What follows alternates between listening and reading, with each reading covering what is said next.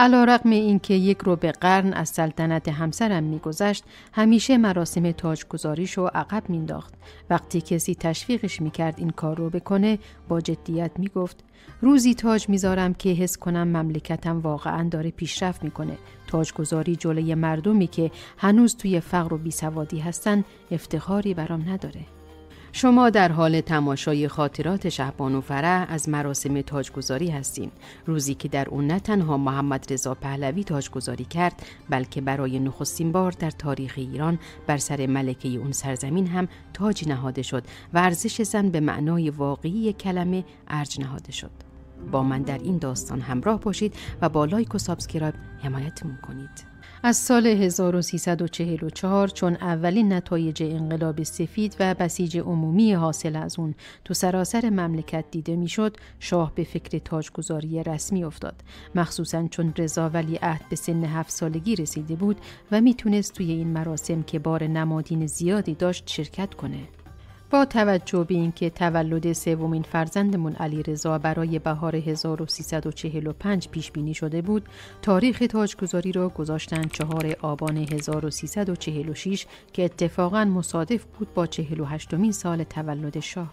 از نظر شاه همه ایرانی‌ها باید میتونستن در مراسم تاجگذاری شرکت کنند، چون این اتفاق شروع یک دوره جدید در تاریخ ایران بود و باید بازتاب مهمی پیدا میکرد. برای همین کمیته تاجگذاری به ریاست تیمسار مرتضی یزدانپناه تشکیل شد. اون از یاران رضاشاه و همیشه طرفدار سلطنت بود. مهدی سمیعی رئیس بانک مرکزی هم توی این کار همراهیش میکرد. رضا شاه در 48 سالگی و 6 ماه بعد از رأی مجلس مؤسسان در 4 اردیبهشت 1305 تاجگذاری کرده بود. مراسم در کاخ گلستان برگزار شد و همونجا همسر آینده من که اون موقع فقط 7 سالش بود رسما ولیعهد شد. کمیته تاجگذاری این بار هم کاخ گلستان رو انتخاب کرد. به این ترتیب همسرم 41 سال بعد از پدرش همون مراسم رسمی و حتی تعیین رضا به ولیعهدی رو تکرار میکرد. رضا هم دقیقاً همون موقع 7 ساله شده بود. قرار بود صدها نفر زیر سقف‌های گجبوری و آینه‌کاری تالار گلستان جمع بشن. واسه همین تصمیم گرفتن کاخ رو دقیق بررسی کنن. وقتی تابلوی رضا شاه رو جابجا کردن، شکاف بزرگی توی دیوار ظاهر شد که نشون میداد کاخ در خطر ریزشه. معمارها بررسی کردن و فهمیدن دیوارهای اصلی دیگه تحمل وزن سقف رو ندارن. سالها فقط کاخ گل اضافه کرده بودن بدون توجه به وزنش. هر لحظه ممکن بود کاخ روی مهمونها خراب بشه. تعمیرات سریع شروع شد و من به فال نیک گرفتم، چون همین باعث شد کاخ گلستان کهنمون حفظ بشه. تاج سلطنتی در خزانه بانک مرکزی بود. رضا شاه این تاج را به سبک تاج‌های ساسانی به یک جواهرساز ایرانی به اسم سراج الدین سفارش داده بود. ولی برای من باید تاج و لباس و مراسم تازه‌ای طراحی می‌شد، چون هیچ شاهی تا اون موقع تاج روی سر همسرش نذاشته بود. هرچند خزانه پر از سنگ‌های قیمتی بود، ولی لازم بود جواهرسازی انتخاب شه تا تاج منو تو مدت کوتاهی بسازه. دوست داشتم تاج منم به سبک تاج همسرم باشه. چند طرح اول رو نپسندیدم تا بالاخره یکی رو قبول کردم که نقش‌های ایرانی و ظرافت زنانه رو قشنگ تلفیق کرده بود. طراح برای انتخاب سنگ‌ها شخصاً اومد تهران. چون خروج جواهرات از کشور ممنوع بود، دفعه دیگه کارگاهش رو هم همراه متخصصانش آورد تهران. اما برای لباس تاجگذاری هیچ طرح نمونه‌ای نداشتم. نمیخواستم لباسم شبیه ملکه‌های غربی باشه، ولی نمونه ایرانی هم وجود نداشت. برای همین یه لباس سفید ساده در نظر گرفتیم. شنلش با طرح‌های ایرانی سنگ‌دوزی شد. چون میزهای خیلی بلند برای دوخت شنل لازم بود، این کار رو در باشگاه افسران تهران انجام دادن. برای سنگدوزی از یکی از همسایه‌های قدیمیمون پوران درودی کمک گرفتم. اون موقع پیانو میزد و منم همیشه دلم میخواست مثل اون نوازنده باشم. بعد فهمیدم تو سنگدوزی هم استعداد داره. خواهرش ایران درودی هم نقاش بود و بعدها چند تا از کاراشو خریدم. اونم تو این کار هنری شرکت کرد. در کنارش چند خیاط ایرانی و 2 تا خیاط سوئیسی هم بودن. روز تاجگذاری تعطیلی عمومی اعلام شد تا همه بتونن توی این جشن شرکت کنن. قرار بود از کاخ مرمر با کالسکه‌های قدیمی بریم کاخ گلستان. شاه و من توی یک کالسکه بودیم و رضا توی یک کالسکه دیگه. در کاخ گلستان همه حرکات طبق برنامه تیمسار یزدانپناه باید اجرا می شد. اول رضا با گارد مخصوصش در سکوت تالار باید وارد می شد و روی صندلی کوچیک کنار تخت سلطنتی می نشست.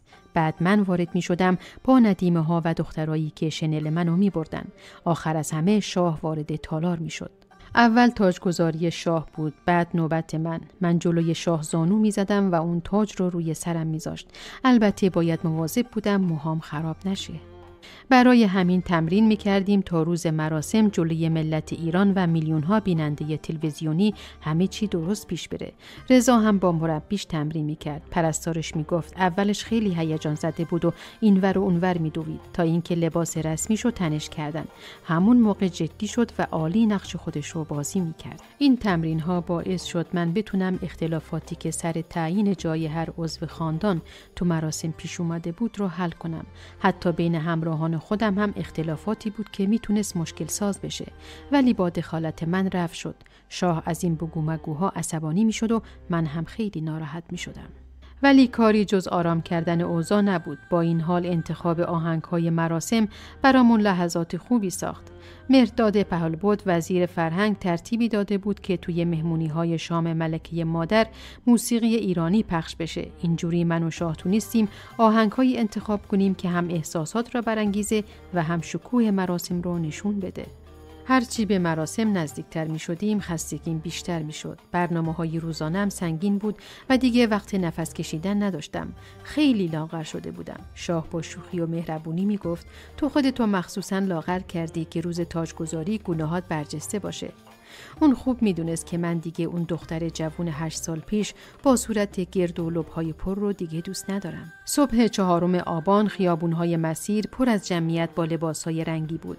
هوا آفتابی و قشنگ بود. وقتی مردم ما را دیدن با شادی صدا زدن جاوید شاه، زنده باد شهبانو.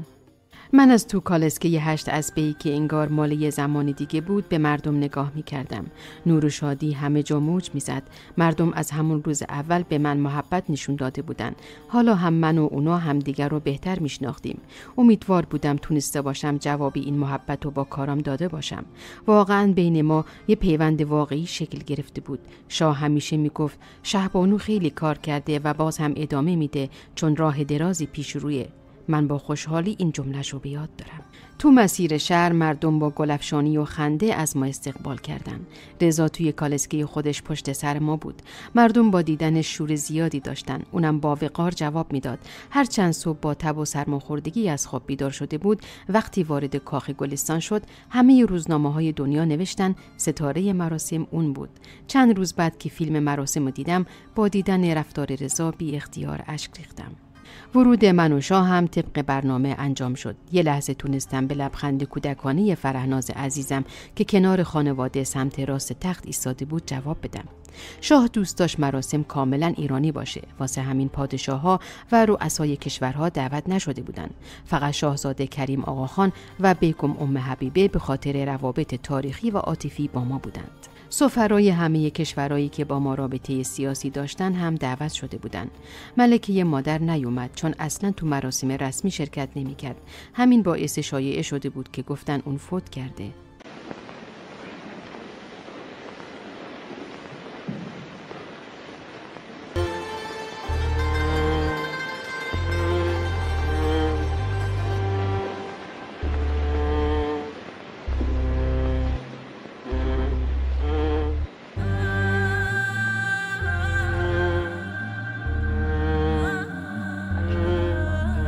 بعد نوبت من شد. جلوی شاه زانو زدم. وقتی تاج رو گذاشت روی سرم حس کردم این تاج روی سر همه زنهای ایران گذاشته شد.